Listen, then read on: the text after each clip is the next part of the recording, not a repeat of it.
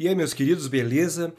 Black Friday tá aí, é uma semana cheia de coisas boas para vocês e a gente tá fazendo esses vídeos para que a galera possa comprar e comprar bem. Mas o diferencial do Blockbuster, a gente não vai ficar de olho naquela promoção relâmpago e fazer uma lista sem ao menos que vocês saibam do que nós estamos falando. Hoje eu vou recomendar alguns quadrinhos da Devir.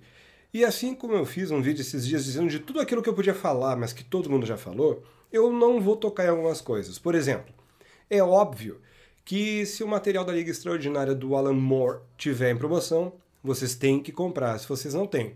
É óbvio que toda a pichincha, toda a barbada que pintar em The Boys do Garth Ennis, vocês têm que comprar.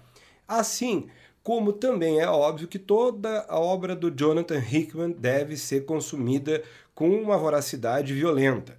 Ou seja, Projeto Manhattan e agora The Black Monday Murders precisam estar na coleção de vocês.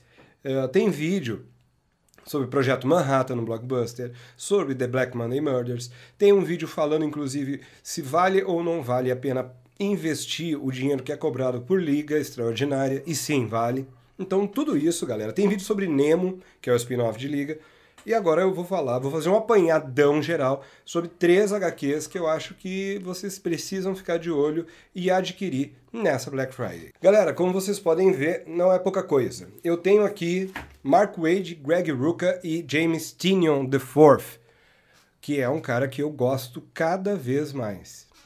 Por que eu curto esses 3 e por que eu curto os quadrinhos que eu vou falar? Porque eles apresentam temas que sim, já foram tocados, mas eles conseguem, na subversão, buscar modos de apresentar coisas novas. Muitas vezes a subversão ela só existe para chocar ou ela só existe para dizer, olha como eu sou diferentão. Eu vou começar com Lazarus. Tem um vídeo que eu fiz com o Vini dos 2 quadrinhos, a época que saiu, eu acho que esse aqui, o primeiro. Já são 3 volumes. E é uma história muito legal feita pelo Greg Rucka, ou Greg Rucka, se você é gringo, pelo Michael Lark, que é só a dupla que fez Gotham Central, que é um dos quadrinhos mais bacanas do Batman, e que prova que o universo de Gotham City não depende apenas do morcegão.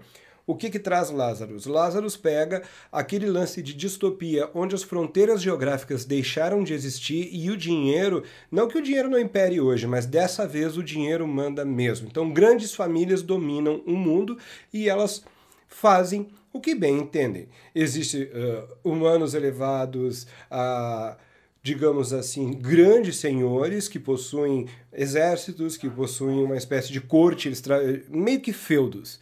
Ao fundo, vocês estão ouvindo o cachorro do vizinho, que está enlouquecido, mas eu não tenho nada o que fazer a não ser desejar que ele fique quietinho, porque eu também não vou querer o mal do bicho, né? Mas voltando aqui, em Lazarus, a gente acompanha a história de uma mulher chamada Forever.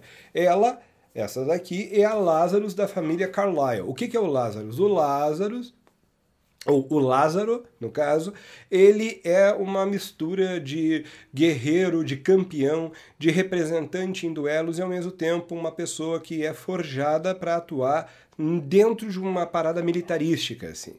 Ela é responsável pela defesa de toda a família Carlyle e responsável também pela defesa dos domínios dessa família. A Forever, cara, ela é uma personagem complexa que tem contato com outros como ela. Fica toda a história em torno do que ela é, do que ela representa para aquela família e do que ela vai fazer a partir do momento que ela realmente descobrir qual o seu papel nessa história toda. Ao longo dos 3 volumes que a Devir já trouxe, a gente é apresentado para o que parece ser o princípio de o mais próximo que a gente pode chegar de uma guerra civil dentro desta realidade. Tá fora esse cachorro. Na medida em que vai evoluindo a coisa, a gente também conhece um pouco mais desse universo totalmente pirado. A gente tem conspirações dentro e fora das famílias, a gente tem possíveis alianças, nós também somos apresentados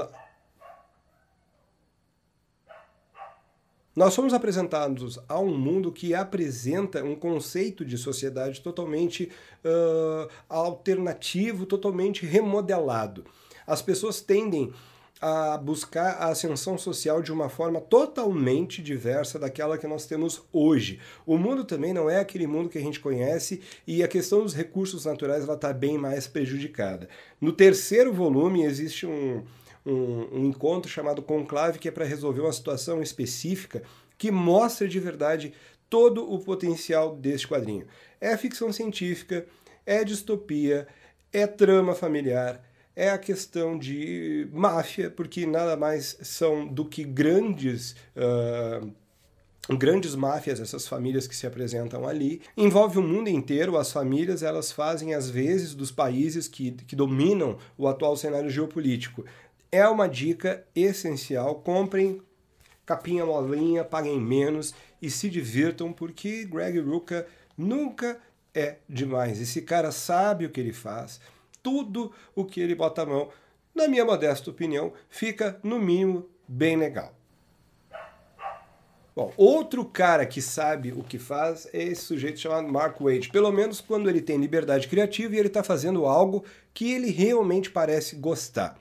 Este é o caso de Imperdoável e todo o universo que cerca a história do Plutoniano, que nada mais é do que uma alusão ao Superman, ao Super-Homem, a Clark Kent, Kal-El, e esse cara despiroca e se torna o maior tirano, o maior vilão que o planeta Terra já viu.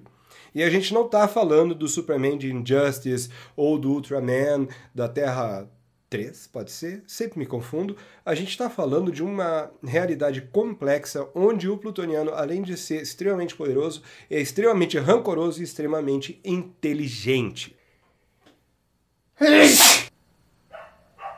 Obviamente, como ele é uma alusão ao Superman, existe também personagens análogos aos demais da Liga da Justiça.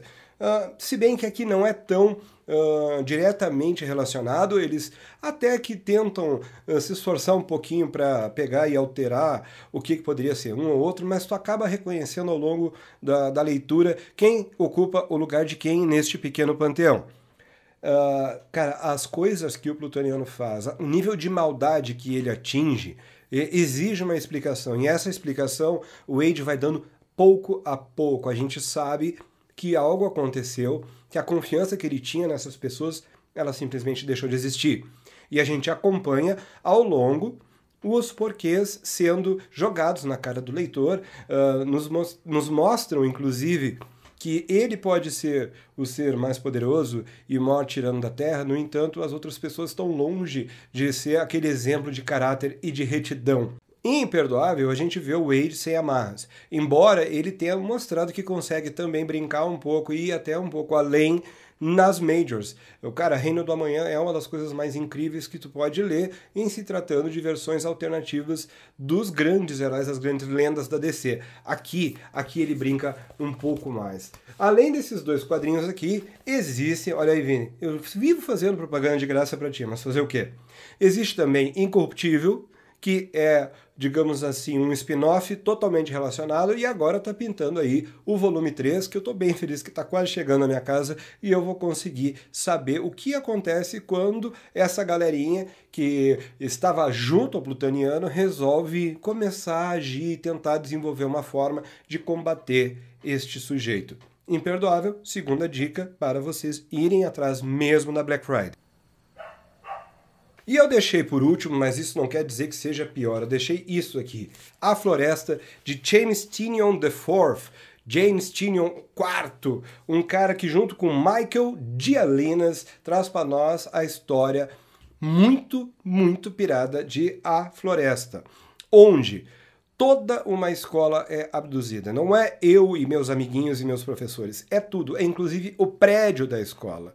Eles simplesmente saem de onde estão e vão parar num mundo totalmente desconhecido. Bom, tudo começa em 2013, quando 437 alunos, 52 professores e 24 integrantes da equipe complementar da escola preparatória Bay Point, agora eu já posso largar isso daqui, né? Eles simplesmente vão parar num lugar onde eles nunca pensaram que poderiam um dia ir. É um mundo selvagem, esquisito, e na medida em que vai passando, também já temos 3 volumes, a gente consegue entender um pouco que lugar é esse, qual é o tipo de civilização que pode existir ali, por que essas pessoas estão lá e qual a ligação deste lugar com o planeta Terra. Eu pago muito pau pro trabalho do Tynion. Eu gosto do que ele fez em Detective Comics pra caramba. Eu acho que ele vai mandar muito bem no Batman. Tem gente que fala a bizarrice de dizer que ele é um Snyder B. O Snyder é muito pior que ele, na minha singela opinião. Ele é um cara de extrema competência que, inclusive, está agora lançando nos Estados Unidos um quadrinho que eu já pedi para um monte de editora publicar no Brasil, que é Something is Killing the Children. Dois exemplares desta HQ já fizeram eu e muita gente de podcast, muitos analistas, gringos inclusive, acreditarem que pode ser um dos grandes sucessos de 2020, porque promete demais. E no quadrinho A Floresta, ele já traz um pouco disso, porque o Tynion consegue trabalhar crianças e adolescentes de uma maneira que é raro hoje em dia. Tu lê aquele quadrinho e tu consegue perceber que ali existe um esforço para que aquela personagem realmente seja verossímil. Os adolescentes no quadrinho A Floresta, eles são reais. Os adultos também são reais. E mesmo a gente tendo uma história toda que se passa, ou pelo menos grande parte dela, não vamos dizer toda, sob o ponto de vista dos adolescentes, os adultos não ficam tão estereotipados assim. A gente chega à conclusão que eles são desse jeito porque eles realmente são um tanto quanto escrotos. O encontro das pessoas da escola, da galera que foi abduzida dentro da escola, com civilizações que pertencem ou que estão há mais tempo neste mundo específico, começa a abrir toda uma nova gama de possibilidades e expande de uma maneira incrível toda a mitologia deste quadrinho aqui. A Floresta tem aquele cheirinho de Malhação, mas ao mesmo tempo os personagens não são estereotipados. Quem está aqui está cumprindo um papel, está cumprindo uma função. A gente tem a questão da representatividade, a gente tem a questão de diversos conflitos que se apresentam na sociedade, porém aqui eles estão um pouco elevados, assim, num nível mais hardcore. Por quê? Porque são poucas pessoas confinadas a um espaço físico pequeno. Até eles podem sair da escola? Claro, mas o que eles vão encontrar num mundo onde eles não fazem a menor ideia do que existe a partir do passo que tu der para fora dessa escola? Essas são as minhas 3 dicas da Devir. Querem ir à falência com estilo? Escolham estes quadrinhos aqui que vocês não se arrependerão. Um beijo. Volta.